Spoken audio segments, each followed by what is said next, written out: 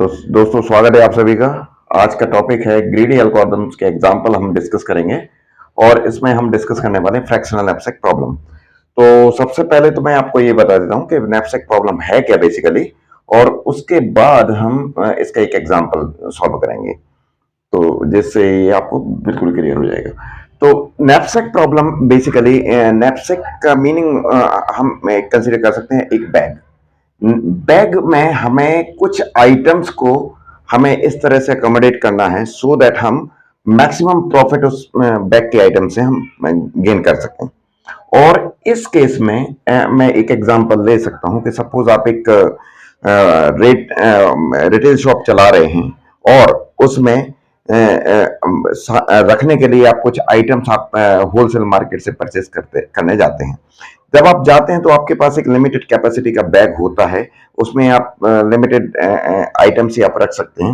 और जब आप होलसेल मार्केट में जाते हैं तो आपके पास नंबर ऑफ आइटम्स आपके सामने दिखते हैं, तो आपको उनमें से सेलेक्ट करना होता है कि कौन सा आइटम हम परचेस करें सो दैट हम इजीली कैरी कर सकें बैग में, और हमें उसको परचेस करने के बाद या उसको सेल करने के बाद हमें मैक्सिमम प्रॉफिट मिल सके। तो ये है एक नैपसैक प्रॉब्लम। और नैपसैक प्रॉब्लम दो टाइप की होती है, जैसे कि यहाँ पे देख रहे हैं आप knapsack problem, fractional knapsack problem है।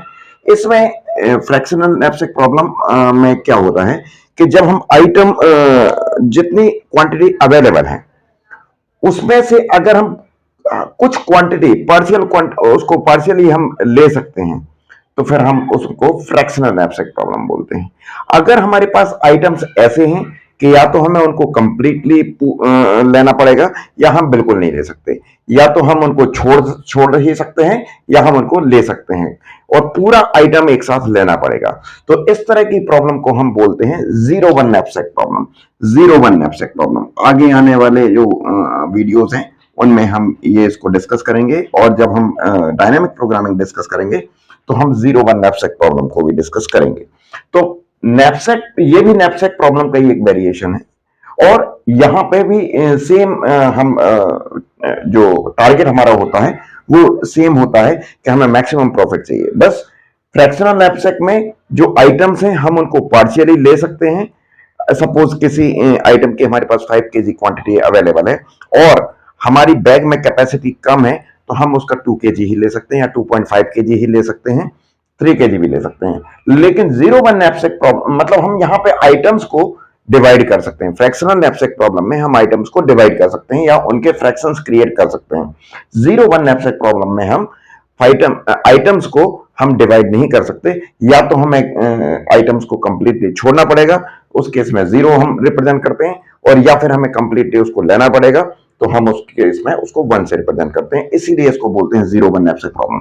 तो अभी हम जो डिस्कस करने वाले हैं वो है fractional knapsack problem. Zero one knapsack problem पे हम डायनामिक प्रोग्रामिंग अप्लाई करते हैं क्योंकि ग्रीडी एल्गोरिथम उसमें फेल हो जाती है। तो हम अभी जो डिस्कस करने वाले हैं वो है fractional knapsack problem. I hope दोस्तों आपको ये बिल्कुल क्लियर हो गया होगा। अब मैं इसका एक एग्जांपल लेता हूं सो दैट आपको ये और भी क्लियर हो जाएगा। तो सपोज आप जाते हैं किसी उसमें, तो आप जब मैं यहां पे आपको लेता हूं, एक एग्जांपल लेता हूं कि आपके पास n नंबर ऑफ आइटम्स हैं, n नंबर ऑफ आइटम्स हैं और n की वैल्यू यहां पे 3 है। n नंबर ऑफ आइटम्स हैं और उनके n की वैल्यू आपकी 3 है। तो पहला आइटम जो है उसका प्रॉफिट है, ये प्रॉफिट और वेट हम लेंगे। तो पहले आइटम का प्रॉफिट है आपका 60, देन दूसरे आइटम का प्रॉफिट है 100 और तीसरे आइटम का प्रॉफिट है 120। अब इनकी जो क्वांटिटी अवेलेबल है वो है आपकी 10 केजी, 20 केजी एंड 30 केजी, ये आपकी अवेलेबल है, राइट। तो अब जब और आपको ये आइटम 1 है I1, ये I2 है, ये I3 है, ये I3 है। तो जब आप इसको यहां 3 आइटम्स हमारे पास अवेलेबल है, इसलिए n की वैल्यू 3 है। n नंबर ऑफ आइटम्स के साथ आपको ये प्रॉब्लम आपको दी जा सकती है, तो यहां n की वैल्यू 3 है। अब जो आइटम जो आपके नैपसैक की कैपेसिटी है या बैग की कैपेसिटी है उसको हम रिप्रेजेंट करते हैं m से। स्मॉल एम से रिप्रेजेंट करते हैं। और इस एग्जांपल के लिए मैं स्मॉल एम या जो आइटम सॉरी नैपसेक कैपेसिटी है उसको ले रहा हूं 50, उसको ले रहा हूं 50। अब आप देखेंगे दोस्तों कि अगर मैं इन तीनों आइटम्स के वेट का सम करूं तो हमें कितना मिल जाएगा? 30 + 20 + 10 60। हम सारी आइटम्स को मतलब इस नैपसेक में नहीं फिल कर सकते या अकोमोडेट नहीं कर सकते। तो हमें इन दोनों में से, तीनों आइटम्स में से या तो किसी आइटम को छोड़ना पड़ेगा या फिर हमें इस आइटम का किसी भी एक आइटम का पार्शियली उसको यूज करना पड़ेगा। तो हम देखते हैं कि हम कैसे इसको फाइंड आउट करते हैं सो दैट ये, अब दोस्तों मैंने आपको बताया था कि जो ग्रीडी एल्गोरिथम है ये स्टेप बाय स्टेप प्रॉब्लम को सॉल्व करती है और ये हर स्टेप में बेस्ट सॉल्यूशन को, बेस्ट चॉइस को सिलेक्ट करती है। तो अब मैं आपको बताता हूं कि यहां पे ग्रीडी एल्गोरिथम कैसे काम कर रही है। अब आप देखिए दोस्तों, हमारे पास ये प्रॉफिट है, ये 60 है और वेट जो है 10 की। इसका मतलब यहां पे अगर हम 10 क्वांटिटी इस पर्टिकुलर आइटम 1 की हम सेल करते हैं तो हमें टोटल प्रॉफिट कितना होगा? 60 होगा। अगर हम 20 क्वांटिटी I2 की सेल करते हैं तो हमें प्रॉफिट कितना होगा? 100 होगा। अगर हम 30 क्वांटिटी I3 की सेल करते हैं तो हमें टोटल प्रॉफिट कितना होगा? 120 होगा। तो हमें यहां पे इतने वेट के लिए इतना प्रॉफिट दिया गया है। अब हमें इन तीनों आइटम्स में सबसे ज्यादा प्रॉफिट वाला आइटम हमें फाइंड आउट करना है कि कितना, जो वो कौन सा है। तो हमें इनके लिए पर यूनिट वेट हम इनका पर पर यूनिट वेट हम इनका प्रॉफिट निकालेंगे। पर यूनिट वेट इनका प्रॉफिट निकालेंगे तो इसके लिए हमें क्या करना पड़ेगा दोस्तों? इसके लिए हमें पी बाय डब्ल्यू रेशियो निकालना पड़ेगा। और पी बाय डब्ल्यू रेशियो अगर मैं निकालूं तो यहां पे आ जाएगा दोस्तों 60/10। तो I1 के लिए मैं यहां पे लिखे देता हूं इसको, M की कैपेसिटी में यहां लिखे देता हूं, M = 50 है हमारा। और P बाई डब्ल्यू मैं यहां लिखे देता हूं, P बाई डब्ल्यू, इसके लिए 60/10 ये हो जाएगा 6, इसके लिए 100/20 ये हो जाएगा 5 और 120/30 ये हो जाएगा 4। तो अब आप देखिए दोस्तों, अभी जो हमने ये P बाई डब्ल्यू रेशियो निकाले हैं, प्रॉफिट बाई वेट रेशियो निकाला है, ये 654 हमने निकाल दिया। अब जब हम ये सारी आइटम्स के हम इस तरह से निकाल लेंगे तो जो भी हमें प्रॉफिट बाई वेट आया है इसके इसको हम डिक्रीजिंग ऑर्डर में सॉर्ट कर लेंगे, डिक्रीजिंग ऑर्डर में सॉर्ट कर लेंगे। कोइंसिडेंटली दोस्तों, यहां पे जो अभी प्रॉफिट बाय वेट रेशियो आया है, ये क्या आया है? जो ऑलरेडी डिक्रीजिंग ऑर्डर में है।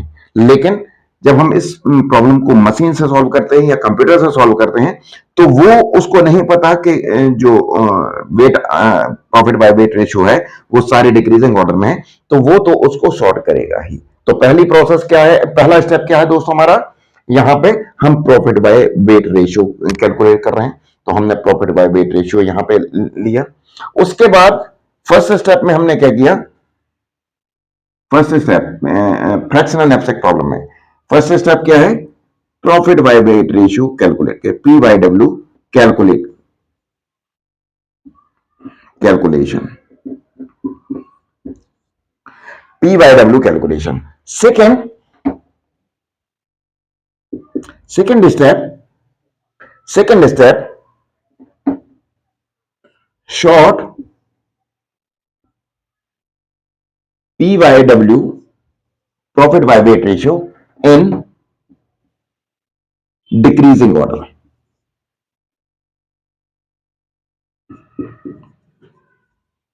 इन डिक्रीजिंग ऑर्डर।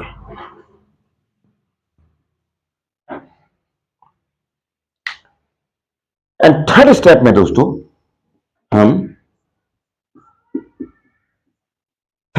दोस्तों हम आइटम्स पिक करते हैं, पिक आइटम्स टू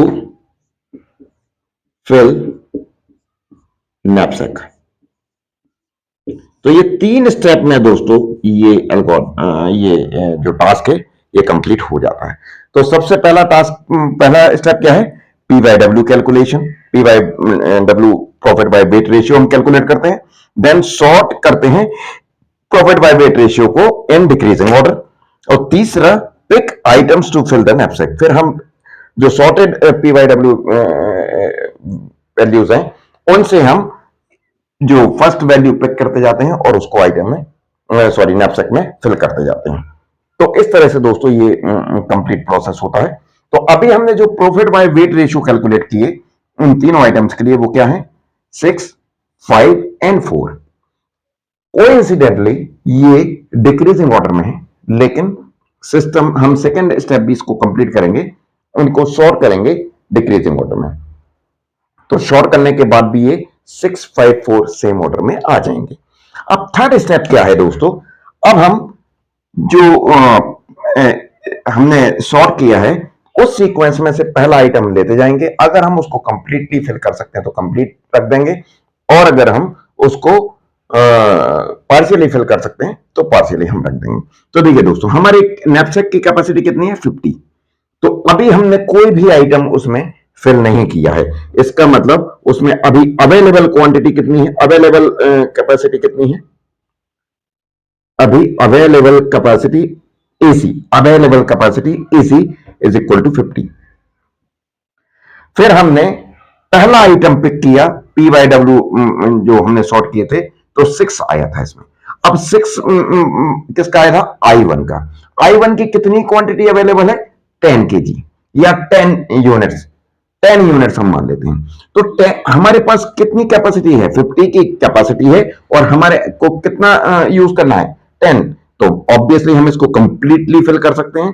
तो अब हमारी हमने I1 को पिक कर लिया है, I1 को पिक कर लिया है, कंप्लीटली पिक किया है, और इसके बाद हमारी कैपेसिटी, अवेलेबल कैपेसिटी कितनी हो जाएगी, 50 माइनस 10। तो अवेलेबल कैपेसिटी कितनी हो जाएगी, अवेलेबल कैपेसिटी, अगेन हम इसको AC लिख देते हैं, AC that would be 50 minus 10 equal to 40, क्योंकि हमने 10 यूनिट ऑफ आइटम 1 हम नैपसैक में रख चुके हैं। अब हमारे पास अवेलेबल कैपेसिटी है नैपसैक के 40, और हमारा जो नेक्स्ट आइटम है वो 5 पर प्रॉफिट बाय वेट रेशियो के साथ है, तो वो है I2। अब I2 की कितनी कैपेसिटी अवेलेबल है हमारे पास, सॉरी, कितनी क्वांटिटी अवेलेबल है हमारे पास, 20, और हमारे पास कैपेसिटी कितनी है, 30, सॉरी 40। हमारे पास कैपेसिटी कितनी है, 40। तो मतलब हम इसको भी कंप्लीटली अकोमोडेट कर सकते हैं। तो अब हमारे नैपसैक में क्या क्या आइटम आ गए, I1 आ गया, I2 आ गया कंप्लीटली, एंड अब हमारी जो अवेलेबल कैपेसिटी है वो कितनी है नैपसैक की, 40 माइनस 20, ये हो जाएगा 20। अब हमारे पास कितनी कैपेसिटी अवेलेबल है नैपसैक में, 20। अब हम देखते हैं नेक्स्ट आइटम। नेक्स्ट आइटम कितनी कैपेसिटी, क्वांटिटी अवेलेबल है हमारे पास, 30, और अवेलेबल कैपेसिटी कितनी है इसकी, 20। तो हम इस आइटम को कंप्लीटली यूज नहीं कर सकते। तो अब हम 30 में से 20 क्वांटिटी हम इसकी यूज करेंगे, और जब 30 में से 20 क्वांटिटी हम यूज कर रहे हैं दोस्तों, तो इसका प्रॉफिट भी उसी रेशियो में हम कम कर रहे हैं, कम यूज हो पाएगा। तो देखिए यहां पे क्या होगा, अभी हम 30 कैपेसिटी, 30 क्वांटिटी अवेलेबल है, और हमारे पास कितनी कैपेसिटी अवेलेबल है, 20। तो हम इसका 2/3 पार्ट ही हम यूज कर पाएंगे, इसका 2/3 पार्ट ही हम यूज कर पाएंगे। तो अब हम क्या करेंगे कि पहला जो हमारे पास जो नैपसैक में आइटम्स कौन कौन से हो गए, I1 कंप्लीट है, I2 कंप्लीट है, और I3 इंटू 2/3, I3 इंटू 2/3। तो अब हमारा नैपसैक कंप्लीटली अवेलेबल क्वांटिटी कितनी हो गई, हम अवेलेबल कैपेसिटी कितनी हो गई, 20 माइनस 20, 20 माइनस 20 मतलब 0। जैसी अवेलेबल कैपेसिटी 0 हुई, फिर हम आइटम्स को सिलेक्ट करना बंद कर देंगे। तो अब देखिए दोस्तों, यहां पे हमारे पास नैपसैक में क्या क्या आइटम्स है, I1 है कंप्लीटली, I2 है कंप्लीटली, I3 का 2/3 पार्ट हम यूज कर रहे हैं, I3 का 2/3 पार्ट हम यूज कर रहे हैं। तो अब हम यहां पे दोस्तों इसका प्रॉफिट निकालेंगे, वो कितना हमें मिलेगा। अगर हम इस कंप्लीट बैक के साथ हम जाते हैं तो हमें कितना प्रॉफिट होगा, वो कैसे निकालेंगे। तो देखिए दोस्तों, आई होप ये यहां तक क्लियर हो गया होगा। तो मैं ये स्टेप्स जो हैं वो यहां पे रिमूव करेंगे। तो अब देखिए दोस्तों, यहां पे अब हमारे पास नैपसेक में कौन कौन से आइटम्स थे, I1 completely, I2 completely, I3 2/3 part. तो अब देखिए यहां पे अगर मैं वेट कंप्लीट यूज कर रहा हूं इसका I1 का, तो हमें प्रॉफिट भी कंप्लीट मिलेगा। तो टोटल प्रॉफिट कितना हो जाएगा, मैक्सिमम प्रॉफिट जो गेन हम करेंगे इस नैपसेक के साथ, तो वो कितना हो जाएगा, मैक्सिमम प्रॉफिट जो इस नैपसेक कैपेसिटी के साथ हम गेन करेंगे वो कितना हो जाएगा। अगर हम I1 कंप्लीटली यूज कर रहे हैं तो ऐसा का प्रॉफिट भी हमें कंप्लीट मिलेगा, तो 60 प्लस, अगर हम I2 कंप्लीटली यूज कर रहे हैं तो इसका प्रॉफिट भी हमें कंप्लीट मिलेगा, तो 100। अगर हम आइटम 3 का 2/3 पार्ट हम यूज कर रहे हैं तो जो इसका प्रॉफिट है, टोटल प्रॉफिट है इस आइटम का, उसका भी 2/3 पार्ट हम यूज कर पाएंगे। तो ये कितना हो जाएगा, प्लस 120 120 इंटू 2/3, 120 इंटू 2/3। तो ये कितना आ जाएगा दोस्तों, 60 प्लस 100 प्लस 80। तो ये कितना आ जाएगा दोस्तों, 60 प्लस 100 प्लस 80। तो ये टोटल प्रॉफिट आ जाएगा दोस्तों 240, 240। तो इस तरह से अब इस पर्टिकुलर सेट ऑफ आइटम्स के लिए आप 240 से ज्यादा प्रॉफिट आप नहीं ले सकते नैपसेक की कैपेसिटी 50 के साथ। तो ये इसके लिए ऑप्टिमल सॉल्यूशन है। तो अब आप देख सकते हैं दोस्तों, हमारे पास मैक्सिमम प्रॉफिट हमें कितना मिला, 240। अब मैं आपको बताता हूं कि ये ग्रीडी एल्गोरिथम कैसे यूज कर रहा है। तो अब आप देखिए, हमने सबसे पहले P/W रेशियो कैलकुलेट किया था, उसको हमने असेंडिंग ऑर्डर में, सॉरी डिक्रीजिंग ऑर्डर में सॉर्ट किया था। उसके बाद थर्ड स्टेप में हमने आइटम्स को पिक करना स्टार्ट किया जब रियली हम प्रॉब्लम सॉल्व कर रहे हैं।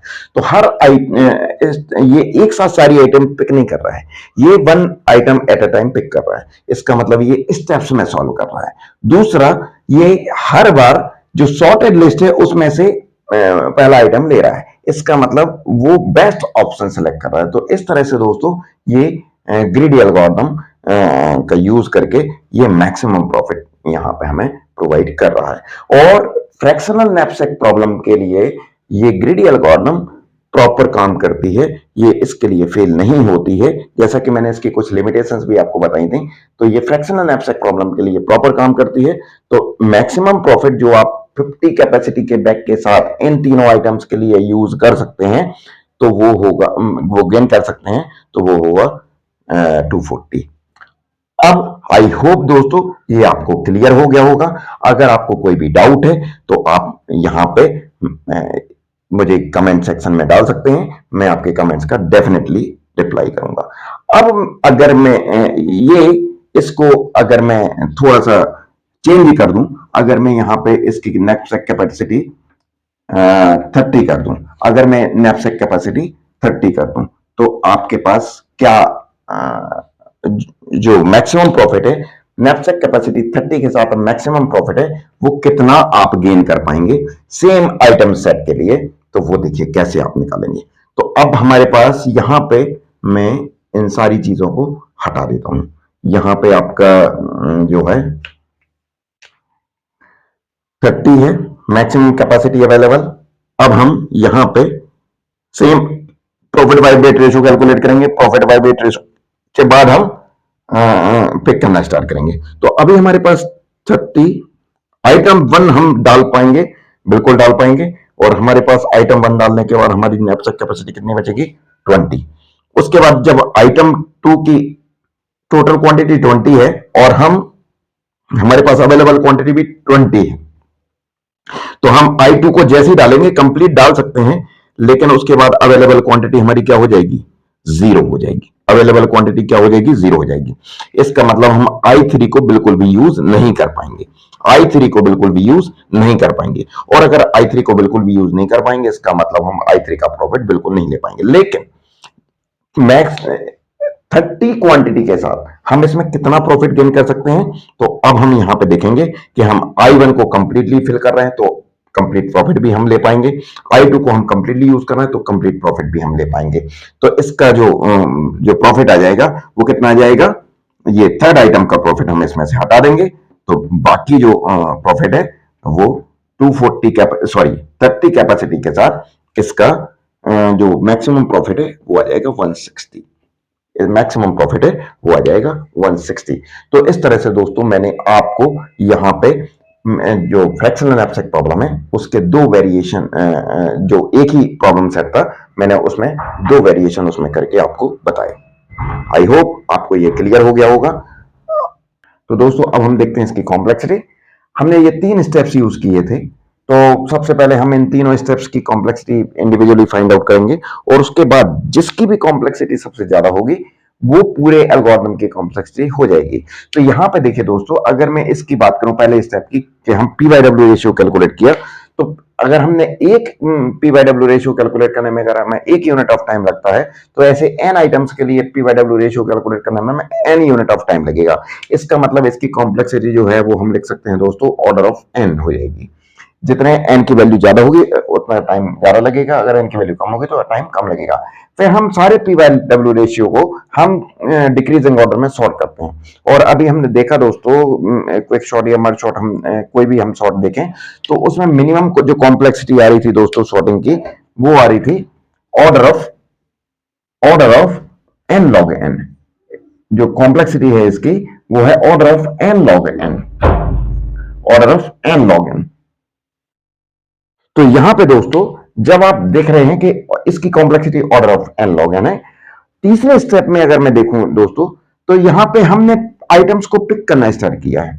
और अगर हम आइटम्स को वन बाय वन पिक करते जाते हैं तो ऐसा भी हो सकता है दोस्तों, वर्स्ट केस में हमें एन नंबर ऑफ आइटम्स को पिक करना पड़ सकता है कि हम सारे आइटम्स हम अकोमोडेट कर सकते हैं नैपसैक में। तो उस केस में हम एक आइटम को पिक करने के लिए अगर हम 1 यूनिट ऑफ टाइम ले रहे हैं तो एन आइटम्स को पिक करने में हमें एन यूनिट ऑफ टाइम लगेगा। तो इसकी कॉम्प्लेक्सिटी हम ऑर्डर ऑफ एन ले सकते हैं। कभी कभी ये किसी कंडीशन में ये ऑर्डर ऑफ एन से कम भी हो सकती है, क्योंकि हम नंबर ऑफ आइटम्स पे डिपेंड करता है कि कितना आइटम्स हम पिक कर रहे हैं। बट वर्स्ट केस हम लेके चलते हैं हर एल्गोरिथम में, तो वर्स्ट केस में अगर मैं देखूं तो इसमें भी हमें N number of items pick करने पड़ सकते हैं। तो इसकी भी कॉम्प्लेक्सिटी क्या हो जाएगी दोस्तों, ऑर्डर ऑफ एन हो जाएगी। अब अगर मैं इन तीनों कॉम्प्लेक्सिटीज में देखूं तो सबसे ज्यादा कॉम्प्लेक्सिटी ये दोनों ऑर्डर ऑफ एन है, सबसे ज्यादा complexity order of N log है, सबसे ज्यादा complexity order of N log है। तो इसमें जो मोस्ट टाइम टेकिंग स्टेप्स है वो ये है सेकेंड। तो इसके इस पे बेस पे हम इस कॉम्प्लेक्सिटी, इस एल्गोरिथम की कॉम्प्लेक्सिटी क्या ले सकते हैं दोस्तों, एन लॉग एन। सो इस एल्गोरिथम की कॉम्प्लेक्सिटी क्या हो जाएगी, जो फ्रैक्शनल एब्स्ट्रैक्ट प्रॉब्लम है इसको सॉल्व करने की प्रॉब्लम में जो कॉम्प्लेक्सिटी वो हो जाएगी order of N log N. तो आई होप दोस्तों ये आपको बहुत अच्छे से क्लियर हो गया होगा। अगर आपको इसके बाद भी कोई डाउट है तो आप मुझे कमेंट सेक्शन में लिख सकते हैं, मैं आपके कमेंट्स का डेफिनेटली आंसर करूंगा। Thank you so much.